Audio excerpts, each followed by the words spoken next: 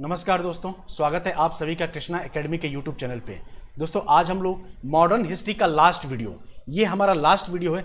इसके पहले हम लोगों ने 12 वीडियो में पूरा मॉडर्न हिस्ट्री एकदम आराम से अच्छे तरीके से सारे इंपॉर्टेंट फैक्ट को देखते हुए हमने पढ़ा है। एक भी इंपॉर्टेंट फैक्ट आपको नहीं छोड़ा गया है और आपने जितना भी मॉडर्न हिस्ट्री पढ़ा है उससे ज़्यादा ही आपको इस वीडियो में पिछले 12 वीडियो में आपको पढ़ाया गया है। तो आप उसको अगर रिवीजन नहीं किए हैं तो रिवीजन जरूर कर लीजिएगा, क्योंकि अगर आपने इन 13 वीडियो को कंप्लीट देख लिया तो इसके बाद आपको मॉडर्न हिस्ट्री पढ़ने की जरूरत नहीं पड़ेगी। बीच बीच में मैं आपका मॉडर्न हिस्ट्री से क्वेश्चन आंसर की सीरीज भी लाता रहूँगा, लेकिन आज आपका मॉडर्न हिस्ट्री पूर्णतः खत्म हो जाएगा। पिछले वीडियो में हमने क्या क्या पढ़ा था? तो पिछले वीडियो में हमने रौलक एक्ट पढ़ा था, पूना समझौता पढ़ा था, भारत छोड़ो आंदोलन पढ़ा था, सांप्रदायिक पंचायत के बारे में पढ़ा था कि सांप्रदायिक पंचायत कब आया था, क्यों आया था, उसका कारण क्या था, इन सब के बारे में हमने पढ़ लिया था। तो अगर आपने पिछले वीडियो नहीं देखा है तो प्लेलिस्ट में जाइएगा, आधुनिक भारत का इतिहास नाम से प्लेलिस्ट होगा, उसमें सारे पिछले 12 वीडियो पढ़े हुए। ठीक है, तो चलिए आज हम लोग स्टार्ट करेंगे। आज हम लोग पढ़ेंगे आज़ाद हिंद फौज, इसके संस्थापक कौन थे, इसकी स्थापना कब हुई थी, स्थान वो कौन सा था और क्या क्या कारण था कि मतलब ऐसा करना पड़ा। ठीक है, तो इसके बारे में आज हम लोग पढ़ेंगे। यानी आज़ाद हिंद के संस्थापक की बात करें तो कौन थे, तो सुभाष चंद्र बोस थे। कब इसकी स्थापना की गई थी, तो 1943 ईस्वी में। ठीक है, स्थान क्या है, तो स्थान है सिंगापुर। यानी कि 1921 ईस्वी में स्वदेश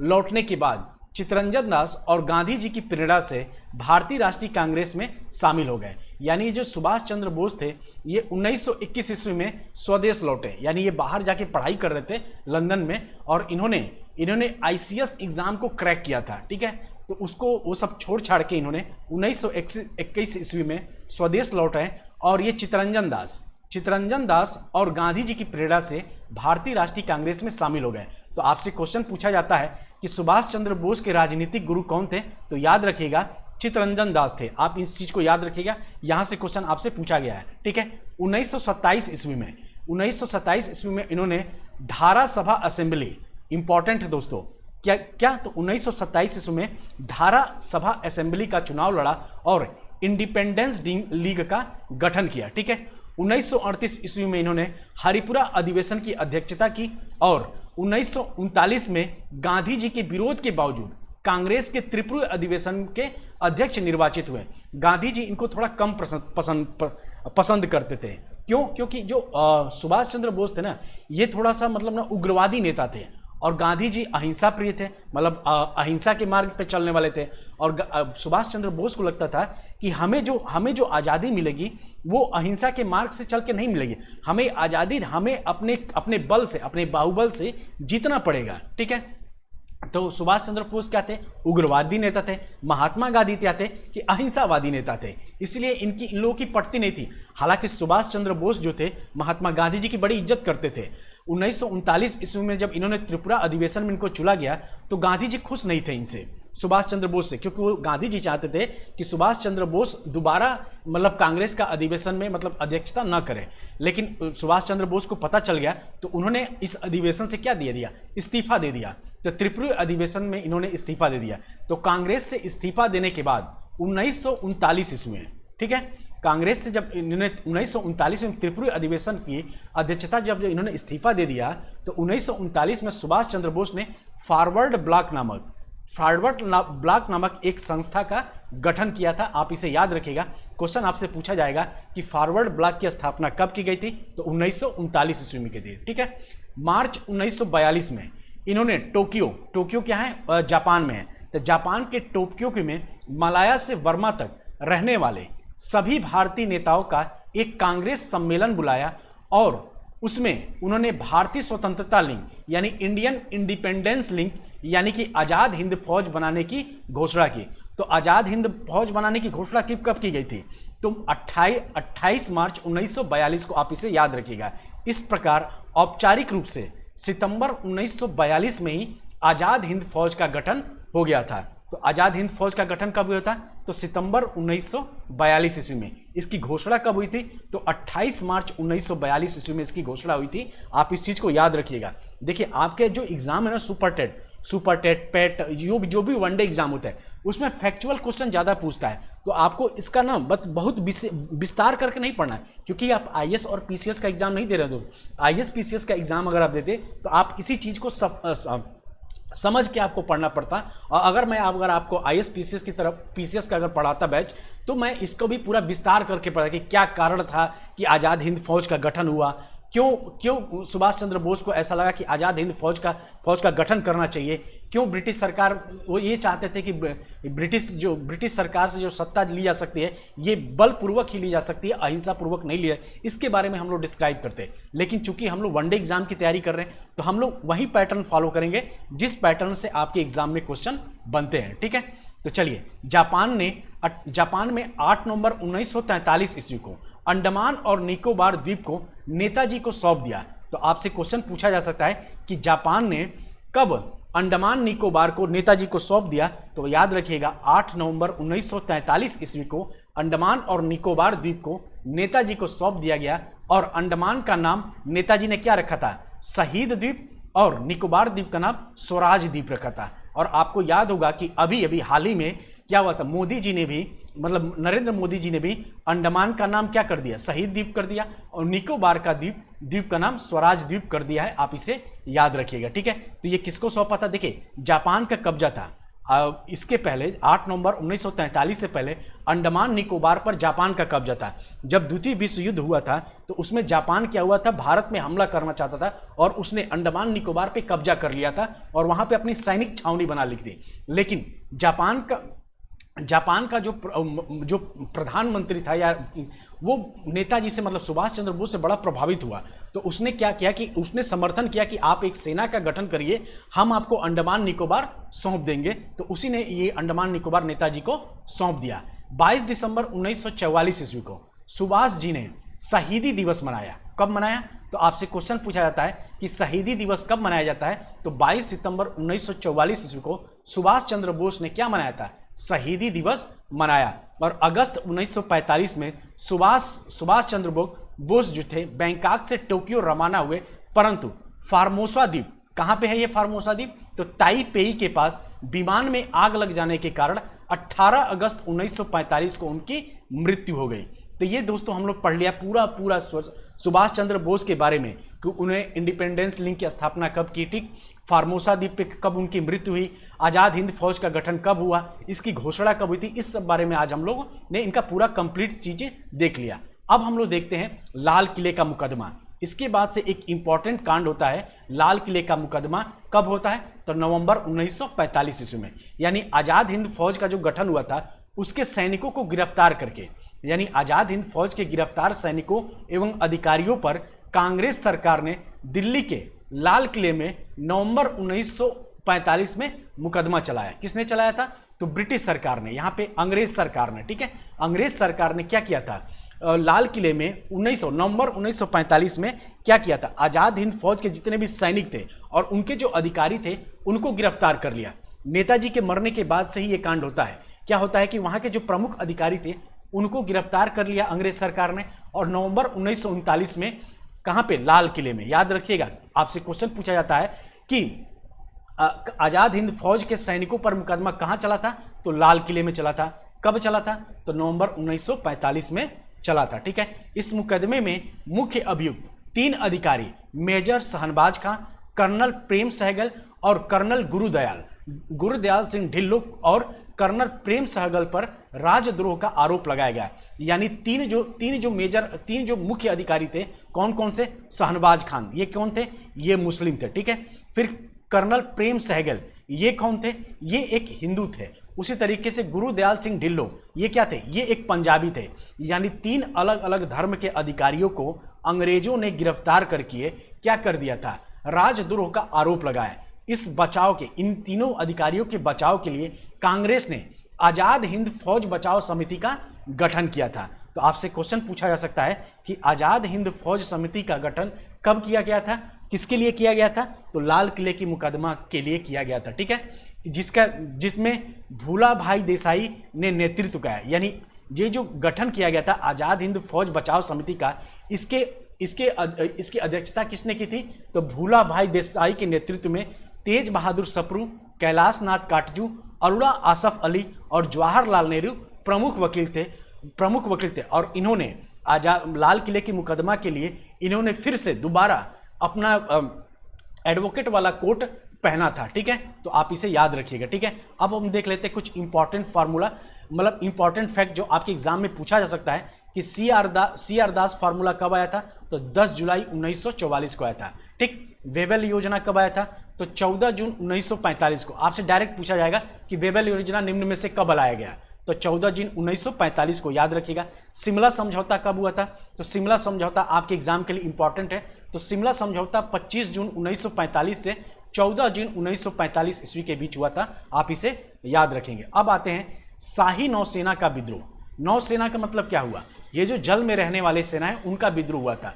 तो रॉयल इंडियन नेवी के विद्रोह की शुरुआत 18 फरवरी को हुई थी। कब हुई थी, 18 फरवरी को हुई, जब बंबई में HMIS तलवार, कौन सा, तो याद रखिएगा कौन सा तलवार, तो HMIS तलवार ने 1100 नाविकों ने नक्सलवादी भेदभाव और खराब भोजन के प्रतिवाद में हड़ताल कर दिया और इस देशव्यापी विस्फोटक स्थिति में सरदार वल्लभ भाई पटेल ने हस्तक्षेप किया था। यानी ये जो नौसेना विद्रोह हुआ था, इसमें किसने हस्तक्षेप किया था, सरदार वल्लभ भाई पटेल ने, क्योंकि ये बहुत ही व्यापक पैमाने पर ये विद्रोह फैल गया था और यहाँ के जो नाविक थे उनको क्या था, अंग्रेज सरकार ने गिरफ्तार कर लिया था। ठीक है, तो आप इसे याद रखिएगा कि नौसेना विद्रोह कब हुआ था, तो 18 फरवरी 1945 ईस्वी को होता, आप इसे भी याद रखें, 1946 में। ठीक है, उसी तरीके से अब आता है कैबिनेट मिशन। तो कैबिनेट मिशन कब होता है, तो कैबिनेट मिशन आता है 24 मार्च 1946 को। ठीक, कैबिनेट मिशन में क्या क्या होता है, तो कैबिनेट मिशन 24 मार्च 1946 को दिल्ली पहुंचा। इस शिष्टमंडल में 3 सदस्य थे। कुल कितने सदस्य थे, तो कुल 3 सदस्य थे। कौन थे, तो भारत के जो सचिव था पैंथिक लॉरेंस वो था, व्यापार बोर्ड के अध्यक्ष स्टोफर्ड क्रिप्स था और नौसेना प्रमुख AB अलेक्जेंडर था। तो आपसे क्वेश्चन पूछा जाता है कि कैबिनेट मिशन कब लाया गया, तो यह 24 मार्च 1946 को दिल्ली पहुंचा था। इसमें 3 प्रमुख सदस्य कौन थे, तो पैंथिक लॉरेंस था, ठीक है, स्टोफर्ड क्रिप्स था और नौसेना प्रमुख AB अलेक्जेंडर था, आप इसे भी याद रखेंगे। और संविधान सभा के गठन के संबंध में मिशन ने वयस्क मताधिकार पर आधारित निर्वाचन से इनकार कर दिया। यानी कि इसका मानना था कि वयस्क मताधिकार के आधार पर अगर संविधान सभा का गठन किया जाएगा तो बहुत लंबा समय लग जाएगा और क्या हो जाएगा, भारी खर्चा हो जाएगा। इसीलिए संविधान सभा के गठन के लिए इस मिशन ने, कैबिनेट मिशन ने वयस्क मताधिकार के आधार पर निर्वाचन को रद्द कर दिया। ठीक है, तो संविधान सभा के चुनाव के आधार पर 9 दिसंबर 1946 को संविधान सभा की पहली बैठक कहाँ हुई थी, दिल्ली में हुई। और इसके अस्थायी सदस्य कौन थे, तो इसके अस्थायी सदस्य डॉक्टर सच्चिदानंद सिन्हा को बनाया गया था। आप इन्हें याद रखिएगा कि यानी जब संविधान सभा का गठन वयस्क मताधिकार के आधार पर, तो कैंसिल कर दिया गया कि वयस्क मताधिकार के आधार पर नहीं होगा। क्यों, क्योंकि इससे क्या होता, भारी समय लग जाता, मतलब बहुत ज़्यादा समय लगता और बहुत ज़्यादा अननेसेसरी पैसा खर्चा होता है। इसीलिए वयस्क मताधिकार का मतलब क्या होता है दोस्तों, कि जैसे आप प्रधानमंत्री, जैसे आप लोकसभा और विधानसभा का चुनाव में जब वोट करने जाते हैं, इसमें क्या होता है, कितना टाइम लगता है, 1-2 महीने प्रचार चलता है, उसके बाद से कई शिफ्ट में वोटिंग होती है, तो कितना सारा खर्चा होता है। उसी खर्चे को और उसी समय को बचाने के लिए वयस्क मताधिकार के आधार पर कैबिनेट मिशन ने संविधान सभा के गठन को इनकार कर दिया। ठीक है, तो उसके बाद से क्या हुआ, उसके बाद से जो संविधान सभा के सदस्य थे उन्हीं के वोटिंग के द्वारा, वही लोग वोट किए, उसके बाद से संविधान सभा का गठन किया। यानी संविधान सभा में जो निर्वाचित सदस्य थे उन्हीं को, जैसे मान लीजिए कि संविधान सभा में जो निर्वाचित सदस्य, उन्हीं के द्वारा एक संविधान सभा का गठन किया गया। कब किया गया, 9 दिसंबर 1946 को। तो याद रखिएगा, क्वेश्चन आपसे पूछा जा सकता है। ठीक है, और इसके अस्थायी सदस्य कौन बने थे, तो डॉक्टर सच्चिदानंद सिन्हा बने थे। ठीक है, 11 दिसंबर 1946 को, इसी के 2 दिन बाद 11 दिसंबर 1946 को संविधान सभा की दूसरी बैठक कहाँ हुई थी, तो दिल्ली में हुई। और तब इसके अध्यक्ष कौन बने, तब इसके अध्यक्ष डॉक्टर राजेंद्र प्रसाद बने और ये एक अस्थायी अध्यक्ष थे, आप इन्हें याद रखेंगे। ठीक है, इसके बाद प्रारूप समिति का गठन हुआ। अब प्रारूप समिति के अध्यक्ष कौन थे, तो डॉक्टर भीमराव अंबेडकर थे, आप इन्हें भी याद रखेंगे। और उसके बाद से मुस्लिम लीग ने 16 अगस्त 1946 को जब कैबिनेट मिशन बन गया तो मुस्लिम लीग ने 16 अगस्त 1946 ईस्वी को प्रत्यक्ष कार्यवाही दिवस मनाया। क्यों मनाया इसने? क्योंकि कैबिनेट मिशन में इसने प्रत्यक्ष कार्यवाही दिवस मुस्लिम लीग ने इसलिए मनाया क्योंकि कैबिनेट मिशन में जो कंक्लूजन निकला था उसमें यह हुआ था कि भारत का विभाजन नहीं होगा। मुस्लिम लीग की मांग क्या थी? मुस्लिम लीग ये चाहती थी कि भारत का विभाजन करके एक पाकिस्तान राष्ट्र का गठन किया जाए, लेकिन कैबिनेट मिशन में इस चीज को नहीं माना गया। इसीलिए क्या हुआ, मुस्लिम लीग ने 16 अगस्त 1946 को प्रत्यक्ष कार्यवाही दिवस के रूप में मनाया और अंतिम सरकार का गठन यानी कांग्रेस ने अंतरिम सरकार का गठन 2 सितंबर 1946 को पंडित नेहरू ने 12 सदस्यीय अंतरिम सरकार का गठन किया था। तो आपसे क्वेश्चन पूछा जा सकता है कि अंतरिम सरकार का गठन कब हुआ था? तो 2 सितंबर 1946 ईस्वी को, ठीक है। और 20 फरवरी 1947 को प्रधानमंत्री एटली, उस समय 1947 में प्रधानमंत्री ब्रिटिश प्रधानमंत्री कौन था? तो एटली था। उसने घोषणा की 20 फरवरी 1947 को प्रधानमंत्री एटली ने घोषणा की कि अंग्रेज जून 1948 के पहले, कब? तो जून 1948 के पहले भारतीयों को सत्ता सौंप देंगे, यानी कि जून 1948 के पहले, यानी उसके पहले ही भारत पूर्णतः आजाद हो जाएगा। भारत को सब कुछ, मतलब ब्रिटिश सरकार सब कुछ भारत को सौंप कर ब्रिटिश सेना वहां से अपने देश लौट जाएगी। उसके बाद आता है माउंटबेटन योजना। और ये माउंटबेटन योजना, ये जो माउंटबेटन था ना, ये बड़ा मतलब बहुत दिमागदार बंदा था और ये सोच के आया था कि भारत का विभाजन हमें कर देना है, यानी भारत और पाकिस्तान का अलग अलग विभाजन कर देना है। तो ये कब आया था? तो ये आया 24 मार्च 1947 ईस्वी को। माउंटबेटन गवर्नर जनरल बनकर भारत आया और ये अंतिम गवर्नर जनरल भी था, आप इन्हें भी याद रखिएगा, ठीक है। ब्रिटिश सरकार ने 3 जून 1947 ईस्वी को भारत विभाजन योजना प्रस्तुत करती। इसे माउंटबेटन योजना कहते हैं। मैंने बताया ना कि ये जो माउंटबेटन आया था ना, ये इसको लाया ही गया था ब्रिटिश सरकार के द्वारा, इसलिए कि भारत का 2 विभाजन यानी भारत और पाकिस्तान का विभाजन कर दिया जाए। और इसने 3 जून 1947 को भारत विभाजन योजना ब्रिटिश संसद में पेश कर दी, ठीक है। और माउंटबेटन के आधार पर 4 जुलाई 1947 को ब्रिटिश संसद में भारतीय स्वतंत्रता विधेयक पेश किया गया, ठीक। और इसे 18 जुलाई 1947 को इसे स्वीकृति मिली। यानी जो ब्रिटिश भारतीय स्वतंत्रता विधेयक कब पेश किया गया था ब्रिटिश संसद में? तो 4 जुलाई 1947 को, ठीक। इसको अपनाया कब गया?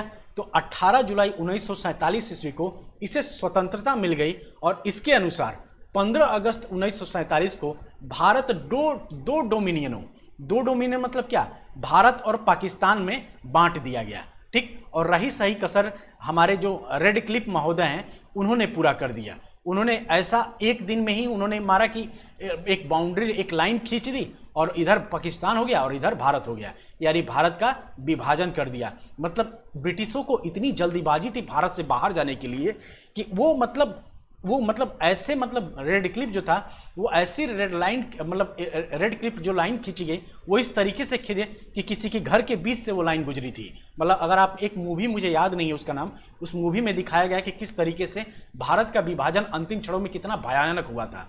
तो दोस्तों ये थे मॉडर्न हिस्ट्री का कंप्लीट वीडियो।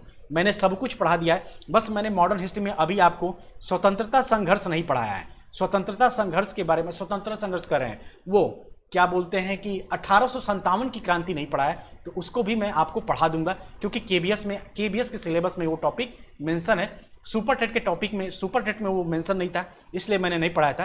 तो एक टॉपिक आपका बचता है 1857 का विद्रोह, उसको मुझे पढ़ाना है। उसके बाद से जो गवर्नर जनरलों का कार्यकाल है उसको मैं पढ़ा दूंगा। तो समझ लीजिए कि मान लीजिए कि आपका केबीएस के लिए भी सिलेबस कंप्लीट हो जाएगा। लेकिन अगर बात की जाए सुपर टेट के लिए, तो सुपर टेट के लिए आपका पूर्णतः मॉडर्न हिस्ट्री कंप्लीट हो गया है। इसके अलावा आपको सुपर टेट के लिए मॉडर्न हिस्ट्री पढ़ने की जरूरत नहीं है। तो आप में से जितने भी लोग सिर्फ सुपर टेट की देना चाहते हैं वो सिर्फ ये 13 वीडियो देख लें, उनका काम बन जाएगा। एक भी क्वेश्चन इस 13 वीडियो से बाहर नहीं जाएगा, ठीक है। तो चलिए, आज हम लोग का मॉडर्न हिस्ट्री कंप्लीट हो गया। अब इसके बाद हम लोग पढ़ेंगे ज्योग्राफी, इंडियन ज्योग्राफी हम लोग स्टार्ट करेंगे जीएस में। देखिए दोस्तों, मेरी योजना है ना कि मैं आप लोगों को एक दिन हफ्ते में एक मतलब 2 दिन, हफ्ते में 2 दिन आपकी जीएस की क्लासेस चलेंगी, हफ्ते में 2 दिन आपकी हिंदी की क्लासेस चलेंगी और हफ्ते में 3 दिन 3 दिन आपका मैथ की क्लासेस चलेगी। इस तरीके से आपका क्लासेस डिवाइड किया गया है, ठीक है। अब आपकी क्लासेस रेगुलर आप लोगों को मिलनी शुरू हो जाएगी। तो आप लोग अपनी सीट बेल्ट की पेटी उटी बांध लीजिए और फटाफट तैयारी में लग जाइए, क्योंकि अब समय बहुत कम है। 3-4 महीने बाद आपको जो सुपर टेट का जिस सुपर टेट का बेसब्री से इंतजार है, वो सुपर टेट भी आपको जल्दी देखने को मिलेगा, ठीक है। तो मिलते हैं अगले वीडियो में, तब तक के लिए आप सभी का बहुत बहुत धन्यवाद। जय हिंद, जय भारत।